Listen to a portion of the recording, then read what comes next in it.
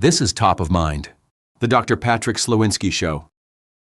Welcome to Top of Mind with Dr. Patrick Slowinski. We've got a fascinating discussion ahead with guests joining all the way from Riga, Latvia. Here is to Dr. Slowinski to kick us off. All right, well, welcome back everyone to the show. We have been having some amazing guests, and our guest today is no exception. Mr. Olevs Nikers is president of the Baltic Security Foundation based in Riga, Latvia. And he's a former advisor to the Minister of Defense of the Republic of Latvia. He just told me as well that his Baltic Security Foundation, which he heads, also has a sister establishment in the United States in Washington, D.C. So he is a lead on keeping both Americans and people in Europe in the loop of what's going on in the Baltics. It's a critical part of the calculation of national security that we see in Europe. So without the Baltics, we'd have a whole bunch of other issues going on. And so we're grateful for all those folks like Olevs who provide us information and an analysis of what's really going on, particularly what their neighbors are up to. So we're actually going to talk to Olevs about national security, a little bit about the Baltic states, how they cooperate. And with that, Olevs, welcome to the show. I wanted to start by just being in the United States here, let you know a little bit of the background that's going on. President Trump is on a mission to establish peace wherever he can, and he is working very hard on a deal that is difficult by any means that you define it in the Middle East, with Israel and Gaza. So he is heavily involved in that. His mantra is peace through strength. He believes that the stronger a nation is, the more possible it is to establish peace and keep that peace. And so that's what we're following here with President Trump. He did not get the Nobel Peace Prize this time. There's probably lots of reasons for that, but the most important thing that he is doing is trying to be a help to providing peace. Of course, you have a war right next door to you with Russia and Ukraine. So I want to get your thoughts on that too in just a second. So Olevs, tell us a little bit more about yourself, what you're doing in Latvia, and what you think about the national security posture of Europe and the United States right now. Thanks, Patrick. Thanks for that opportunity for me to join this excellent podcast this morning. Baltic Security Foundation, our mission is to promote Baltic security, Baltic regional security in any way that's possible. So we do our political papers, policy papers for decision makers. We have very strong partnerships with partners in the United States, with the Jameson Foundation, with universities. We are hosting students and young professionals from the United States in Riga as well. So currently, I think this is a very challenging moment for the transatlantic relationship, a very challenging moment for European security, and of course for the regional, interregional Baltic Sea regional security due to obviously those are threats posed by Russia and by Putin's regime currently. As far as it goes for transatlantic relationship, I think here are many difficulties which are related to the election cycles in the United States and current administration. But these are here are two things that we can take out of this. Of course, first is that it's kind of challenging. We don't know exact future for the transatlantic alliance within the coming few years, but at the same time, it gives us a completely different. This is our chance to kind of start, bring into this relationship new angles of partnerships, something that never existed before with the United States. So we are hoping for new avenues in those relationships, and it's one thing is completely clear: nothing will be as it was before. Yes, I think you're right. A little bit about the Baltics for people who haven't been up there. I spent some time in Poland, of course, and I went to school in Gdynia and Gdańsk and Sopot, so up by the Baltic Sea. I spent a lot of time on the Baltic Sea, myself running in the morning and spending time in the Baltic Sea, not going in very much because it's really cold. But I definitely spent a lot of time there. Could you tell us a little bit about often we just kind of clump together the Baltic states together as like it's one country, but it's not. Lithuania, Latvia, and Estonia. And then you have Finland over there that has a closer relationship with Estonia. So I wanted you to just talk a little bit about the cooperation you're seeing between the three Baltic states. Are there any challenges between the three? And then also with Finland's entrance into NATO, has that changed the dynamic at all for the Baltic states? Yeah, thanks. This is a very good question. I think what we are experiencing in this moment right now is that understanding that we must do much more all together, and we should synchronize our defenses and security as much as possible. It was still, a very recent practice, and it's still a case when we having quite good cooperation among the three Baltic countries. And you are right, different countries, different systems of armies, different defense approaches. But there is one threat. We are on the same page when we understand what's the threat, and so the threat assessment is very similar, like very identical among our three neighboring countries here. But I would still say, and I will say it, I'm saying it anytime when I have a chance, that my understanding, we should synchronize our defense cooperation much more. I think in our minds of our politicians in our nations, we are still thinking of fighting our own war eventually with Russia. While I think in the ideal world, our armies and our defense systems should be completely synchronized, as Russia sees our three countries as one operational area, not Estonia, not Latvia, even Finland. This is one operational area. We should completely synchronize our defenses. We should synchronize all command and control, military mobility, intelligence, sharing of intelligence information, all the exercising, maneuvers of units among the Baltic countries.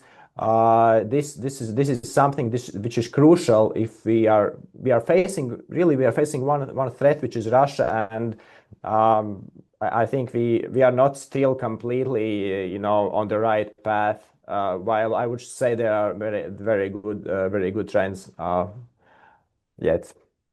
If you could give a grade to the Baltics' participation in NATO? Now, remember, we have Finland and Sweden in it as well, which was great. That happened immediately.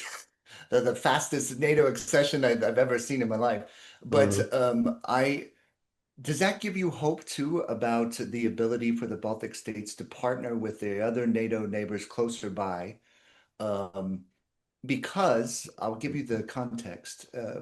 When President Putin took over as president right after Yeltsin, one of his first interviews, he said that he would love to return Russia to its previous glory, which meant getting back all of the former Soviet states and bringing them back into a greater Russia. I don't think he's changed in over 25 years of leadership. I don't think he's changed his mind. So the Baltics clearly come up as a very close threat. People will think that, oh, they're tiny little countries, they can't really do anything. So let's talk a little bit more about because you're so much smaller than Russia, how much you depend on that cooperation with NATO to get better weapons, get better training, make better decisions. Yeah, first of all, to say about regional cooperation, sub-regional cooperation, the fact that Finland and Sweden are NATO members right now, this is best thing that could happen to our Baltic Sea region. So we are really a NATO lake, as we say. This is a great opportunity for all of us really to consolidate our resources, our cooperation, and synchronize as much as possible. But at the same time, of course, if we are considering the credibility of our deterrence, how really we can make ourselves, seriously perceived by Putin, our region, then this is crucial for us to ensure a maximum presence of allied forces, of NATO troops, all exercises that we can do all together with other NATO countries here. And I think which is still very important that we increase number of stationed troops here, that we increase, we make all presence of air defense systems.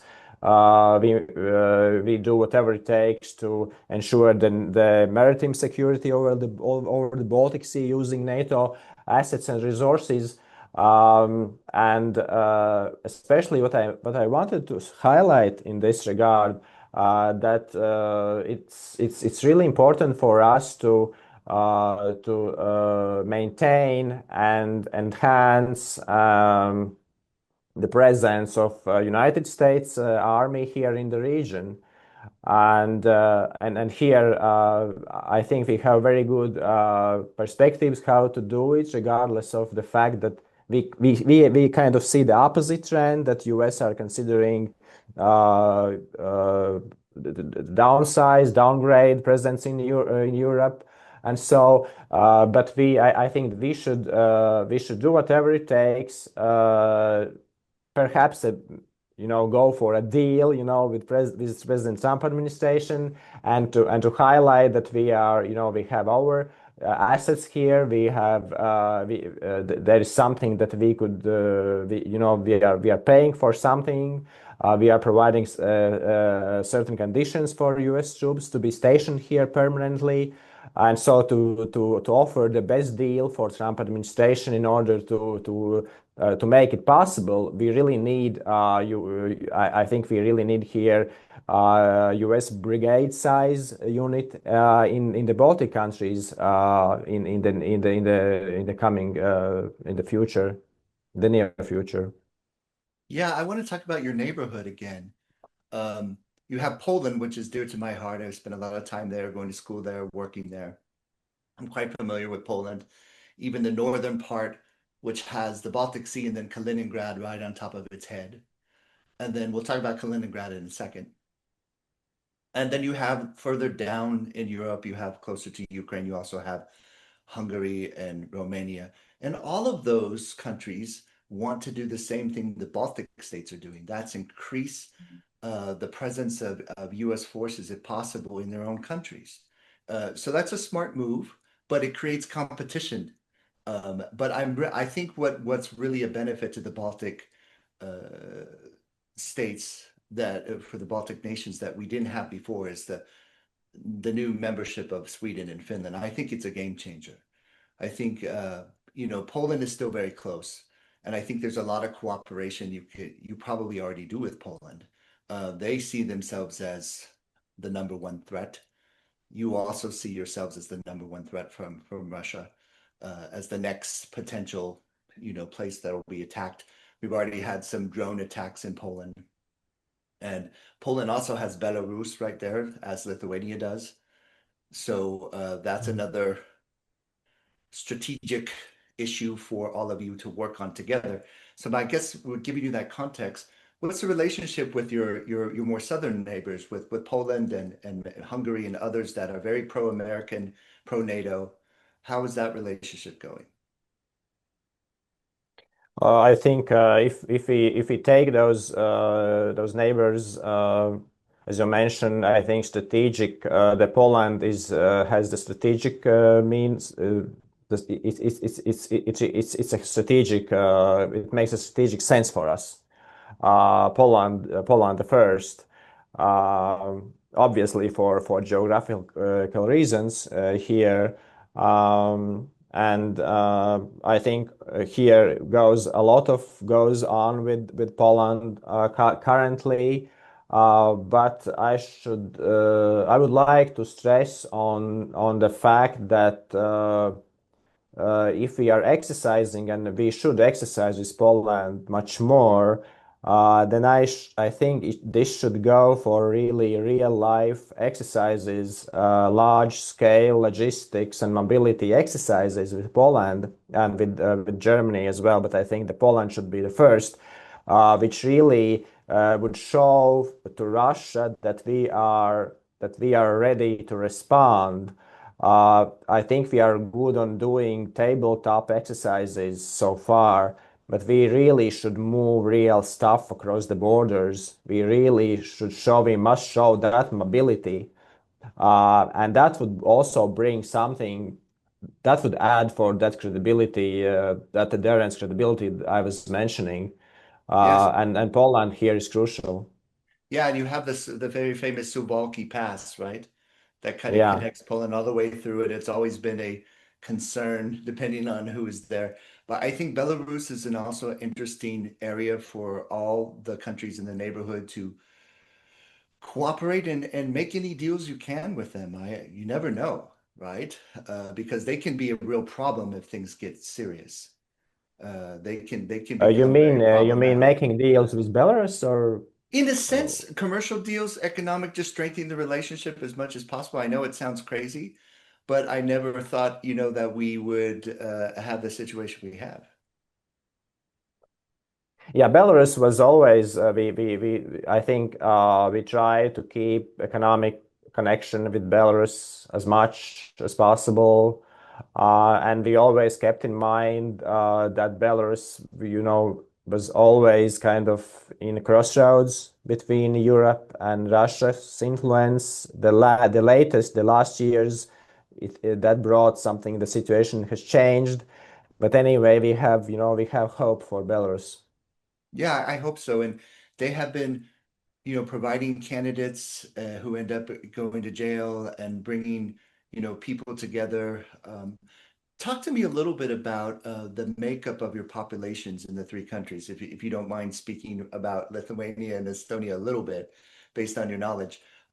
In the past, there were very large Russian-speaking and ethnic Russian populations in those countries that cause concern of how you deal with that and how you make them feel comfortable, but also loyal to a new way of living. How has that process been over the years, and are your Russian ethnic groups assimilating, or are they still, considered a potential weakness, if you will?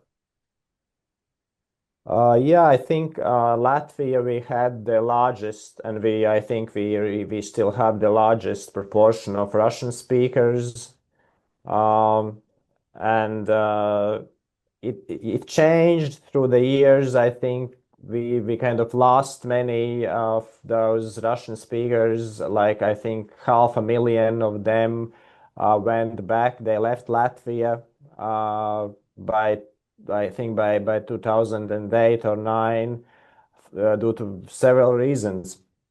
But currently we have I think about 20 uh, slightly more than 20% of Russian speakers in Latvia. So it's kind of it's still quite a large proportion, uh, considering Where that they're we are getting not. their news, right? Overs, that's my big question, because one of the things Russians do very well, the Russian government, is disinformation and misinformation in the Russian Yeah. language, right? So what are you guys doing to provide real information with Western influence instead of the Russian information that they're used to getting because they only speak Russian? Of course, it was very important for us to change legislation and to ban Russian channels in Latvia by legal means. At the same time, it's more difficult to control, all the social media influences. It's a different story. But I would say that things has changed to the positive direction since 2022, since full scale in Russia's invasion in Ukraine. We are seeing it. This is also reflecting in our political landscape. So before 2022, there was the Russian speaking voters, so that part of voters, they were more consolidated along the pro-Kremlin political forces. But after 2022, and as the last parliament election show that this so that Russian speaking part, so we see fragmentation in their attitudes. So this is not so much consolidated anymore. That political support for pro-Kremlin parties, as I think in the last parliamentary elections in like 3 years ago, that pro-Kremlin political party, they basically lost elections. So we see that first of all, those the facts that are straightforward are quite well presented to all parts of our society, and it made change. Actually, yeah, it was not the case after 2014 when Crimea was taken by Russia. That didn't make any differences. But now the full scale invasion in Ukraine, we see that our Russian speaking population cannot be brainwashed so easily. Many channels are cut right now, and so the situation is improving. Are you also able to provide them alternative more factual information in the Russian language? I know Medusa and other outlets are out there that are trying to fill that gap. Yeah, this is quite a complicated issue. My personal opinion is that we should keep in our public broadcast the broadcast in Russian language. We should approach this part of population by the means and in the language that they understand.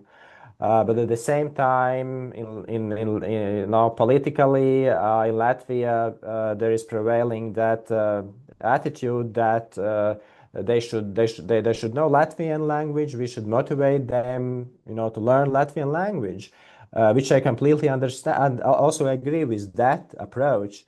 But the fact is that many of them, regardless of any motivational activities, they still don't learn Latvian language. And unfortunately, our public broadcast, our government like publicly funded broadcast is not supported in Russian language in that level, in that volume. But that we should be sufficient, in my opinion. Right. Well, definitely for our viewers know that I've studied Indo-European languages and a little bit of the Finno-Ugric group. It is not easy to learn Latvian if you do not have the basics in that. I wanted to this has been a fascinating discussion. I'm excited to get over to the Baltics again. I really encourage our viewers, if you get a chance to visit, it's an amazing just an amazing historical place to go. All three countries, all three of them have wonderful histories and cultures and languages. But I wanted to go back to one last question on national security. In the States, we've been talking about, it's clear President Trump hasn't been completely happy with Germany over the years. There's the issues with the Nord Stream, there's the issues with paying your fair share in NATO, and so forth. And President Trump has been very clear that he would like Europeans to, not be so economically beholden to Russia, and at the same time ask us to provide, our soldiers and our money and our resources to protect them when they're not doing as much. The rumors I'm hearing is that President Trump and others are really contemplating moving a lot of that structure from Germany to other countries closer to the Russian border. So this would include Poland for sure, Romania, Hungary, other countries where the Baltic states, where they could house Americans, troops and facilities and weaponry if needed. Is that something that you've been studying, looking at? Do you think it's a rumor? Do you think it's a possibility to move those long-standing bases and infrastructure in Germany and France and other places and move it further east into Poland and other countries? Yeah, no, I think Trump's administration, and not only this is something which is not a question of which administration should take this decision. I think this is obviously a natural that presence of stationing of the U.S. forces in Europe, that formation that was made and that was kept after the end of the Cold War is not longer relevant. And I think that Americans, you have two choices: bring those forces back to United States, because this is not making big sense to keep them in Italy or in Germany, or move them closer to the or move them closer to those countries most exposed to Russia's threat. And I think so. I also had a conversation with the analyst in Rand Corporation, and he was telling me that those decisions, what to do with the troops, will be based basically on two assumptions: financial assumptions and geopolitical assumptions. So geopolitically, it is clear those forces should be moved from current locations, and those other assumptions are financial assumptions. And I think here we in the Baltic countries we should prepare and develop the best offer for Trump administration that would be better than extremely expensive. And I'll tell you why, is that when the United States does come in and we have a status of forces agreement, we call a SOFA.